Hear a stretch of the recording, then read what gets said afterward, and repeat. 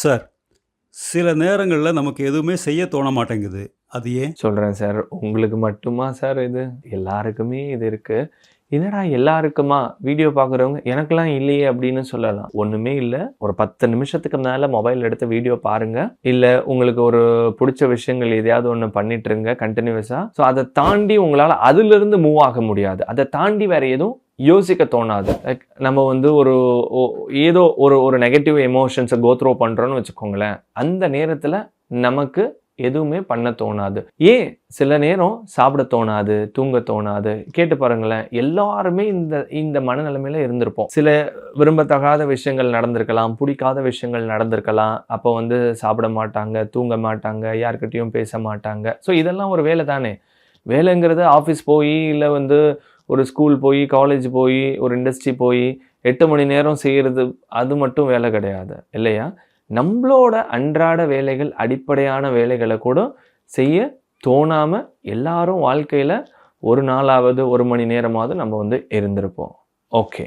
Right. இப்போ என்ன காரணங்கிறத நம்ம வந்து பார்ப்போம். நம்ம எல்லாரும் நினைச்சுக்கிட்டு இருக்கோம், உடம்பு மட்டும் தான் டயர்ட் ஆகும். உடம்பு தான் களைப்பாகும் அப்படிங்கிறத நம்ம வந்து நினைச்சுக்கிட்டு இருக்கோம். ஒரு வேலை செய்யறதுனால. அப்படி கிடையவே கிடையாது. ரைட். உடம்பு மட்டும் இல்ல, உடலும் உள்ளமும் சேர்ந்தது தான் உயிர் அப்படிங்கிறது. ஸோ உள்ளமும் சேர்ந்து தான் டயர்ட் ஆகும். தட் மீன்ஸ் ஆஃப் மனசும் டயர்ட் ஆகும். சில நேரம் மனசு டயர்ட் ஆகும் பொழுதும் நம்மளால எந்த வேலையும் செய்ய முடியாது. அவ்வளவு ஏங்க, காலையில ஆஃபீஸ்க்கோ, காலேஜுக்கோ, ஸ்கூலுக்கோ வேலைக்கு போயிட்டு வரோம். வந்ததுக்கப்புறம் அப்படான்னு எப்போ இதெல்லாம் தூக்கி போட்டு ஒரு சோஃபாலையோ, ஒரு பெட்லையோ ஒரு 1/2 மணி நேரம் படுத்து ஏந்திரிக்கலாம்னு தோணும். எந்த வேலையும் அந்த நிமிஷம் செய்ய தோணாது. சில நேரம் தொடர்ச்சியா வேலை செஞ்சுக்கிட்டு இருக்கும் போது, இல்லை ரிப்பீட்டட் ஆஃப் வேலை செஞ்ச வேலையை திரும்ப செஞ்சுக்கிட்டு இருக்கும் போதும் அந்த மாதிரியான உணர்வு வந்து ஏற்படும். ஸோ அது எல்லாருமே கோத்ரோ பண்ணியிருப்போம். யாருமே அந்த மாதிரி கோத்ரோ பண்ணாம இருந்திருக்கிறதுக்கு வாய்ப்பு இல்லை. சில நேரம் நம்ம நினைச்சாலும், நம்ம உடம்பு வந்து ஃபிட்டா இருக்கு, இந்த வேலையை செய்யணும்னு நினைச்சாலும் மனசு டயர்டா இருக்கும் போது எப்படிங்க அந்த வேலையை செய்ய முடியும்? ஸோ இது வந்து மென்டல் ஸ்டேட்டஸ் அப்படின்னு சொல்லுவாங்க. அதாவது மனநிலை. தொடர்ச்சியா ரிப்பீட்டேட்டிவா இல்ல கண்டினியூஸா ஏதாவது ஒரு வேலைகள் செய்யும் பொழுது இந்த மாதிரியான மனசு டயர்ட் ஆகும் பொழுது எந்த வேலையும் செய்ய தோணாது. இதுக்கு காரணங்கள் நிறைய இருக்கு. அது என்னென்னு பார்க்கலாம். ப்ரொலாங்டு காக்னிட்டிவ் ஆக்டிவிட்டி அப்படின்னு சொல்லுவாங்க. Intense focus. தொடர்ச்சியா ஒரு விஷயங்களை பண்ணும் பொழுது, ஏன் நம்ம வந்து ஒரு புக்ஸ் எடுத்து கண்டினியூஸா படிக்கும் பொழுது ஆட்டோமேட்டிக்கா நமக்கு தூக்கம் வர மாதிரி ஒரு உணர்வு வந்து ஏற்படும். ஸோ செஞ்ச வேலையை திரும்ப திரும்ப திரும்ப திரும்ப நான் முன்னாடி சொன்ன மாதிரி செய்யும் பொழுது இன்டென்ஸ், தீவிரமா, ஸோ அதையே ஃபோக்கஸ் பண்ணி 100% அதுக்குன்னே ஒரு இன்ட்ரெஸ்ட் இன்வால்மெண்ட்டோட ஒரு வேலையை செஞ்சு முடிக்கிறோம் அப்படின்னு சொன்ன உடனே டயர்ட் ஆகும். சரி, எக்ஸாம்பிள், இன்னைக்கு எல்லாரும் வேலைக்கு போறோம். ஸோ தீவிரமா நம்ம ஒரு வேலையை கவனம் செலுத்தி அந்த வேலையை செய்யறோம் அப்படின்னு சொன்னா டயர்ட் ஆகும். இப்ப பசங்களை எடுத்துக்கோங்களேன். சில பேர் வந்து எழுதி டயர்ட் ஆயிடுவான். எழுதி அப்படின்னா ஒரு 10 பக்கம் 20 பக்கம் கண்டினியூஸா எழுதும் போது டயர்ட் ஆகும். சில பேர் 4 பக்கம் எழுதிட்டு நான் டயர்ட் ஆயிட்டேன்மா. ஸோ அவன் ஃபீல் பண்றான் டயர்ட் ஆன மாதிரி, ஆனா டயர்ட் ஆகல. ரைட்.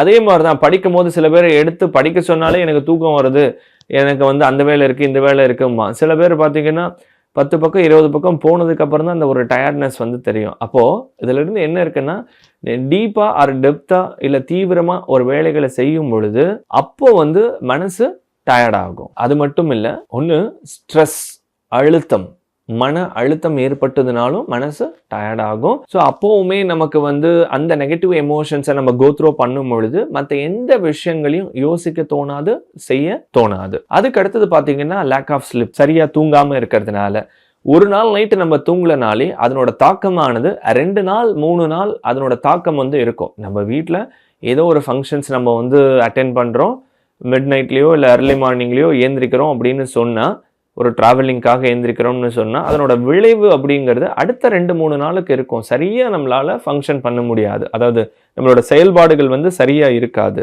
அதுவுமே ஒரு காரணம் மனசு டயர்ட் ஆகிறதுக்கு. அடுத்து ஒர்க் லைஃப் பேலன்சஸ்.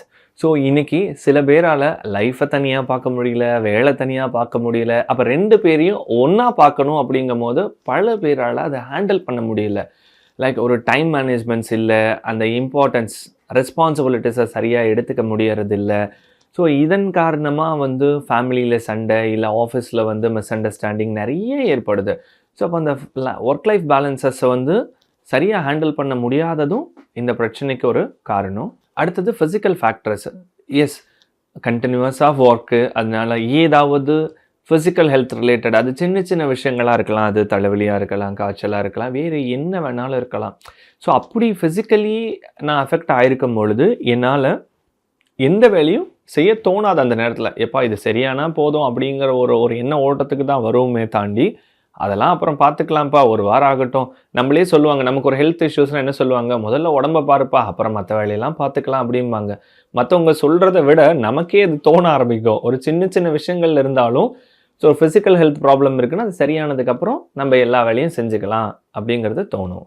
ஸோ இதுக்கு வந்து சிம்டம்ஸஸ் இருக்குது. அதாவது எந்த வேலையும் செய்ய தோணலை எனக்கு அப்படின்னு ஒரு நபர் சொல்கிறாங்கன்னா அதுக்கு சிம்டம்ஸஸ் இருக்குது. அது என்னங்கிறத நம்ம இப்போ பார்ப்போம். ஒன்று, தொடர்ச்சியான டயர்ட்னஸ். ஸோ கண்டினியூவஸான வேலை செஞ்சுக்கிட்டே இருக்காங்க. அப்போ அவங்களுக்கு வந்து ரெஸ்ட்டே இல்லாமல் திரும்ப வேலைன்னு ஓடிக்கிட்டு இருக்க ஒரு நபர். அப்போ என்ன ஆவாங்கன்னா, அதுதான் 24 மணி நேரத்தை 8 மணி நேரம் வேலை, 8 மணி நேரம் தூக்கம், 8 மணி நேரம் அதர் ஒர்க்ஸ்ன்னு சொல்கிறோம். அப்போது நீங்கள் 24 மணி நேரமும் ஒரு நபர் 24 மணி நேரத்தில் மேக்ஸிமம் ஆஃப் டைம் வேலை செய்கிறாங்கன்னா அவங்க வந்து மனசு சோர்வாயிடும். ஸோ அப்போது அடுத்தது எந்த வேலையும் செய்ய தோணவே தோணாது அவங்களுக்கு. ரெண்டாவது, டிஃபிகல்ட்டி கான்சென்ட்ரேட்டிங்கு. ஸோ எந்த வேலையும் சரியாக கவனம் செலுத்த முடியாது. இதுக்கு முன்னாடி அவங்க செஞ்ச வேலை 100% பர்ஃபெக்டாக செஞ்ச வேலை கூட இப்போ அவங்களால சரியாக செய்ய முடியாது.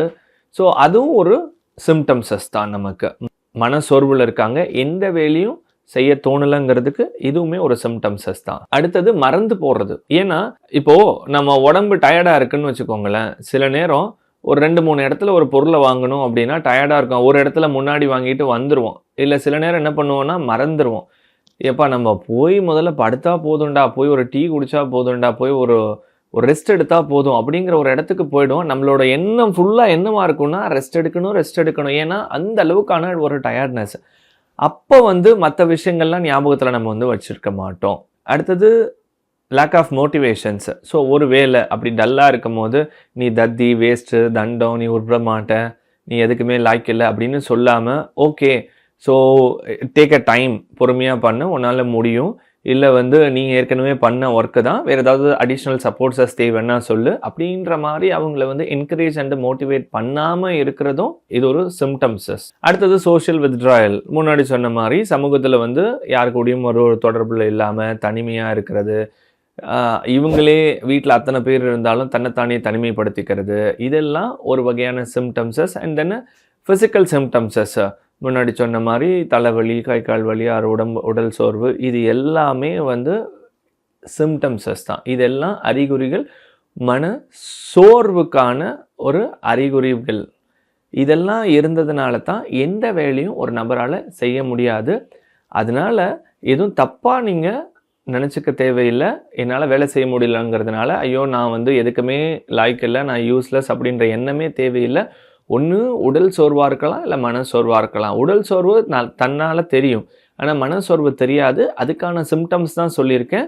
ஸோ இதெல்லாம் தான் இதுக்கான காரணங்கள்.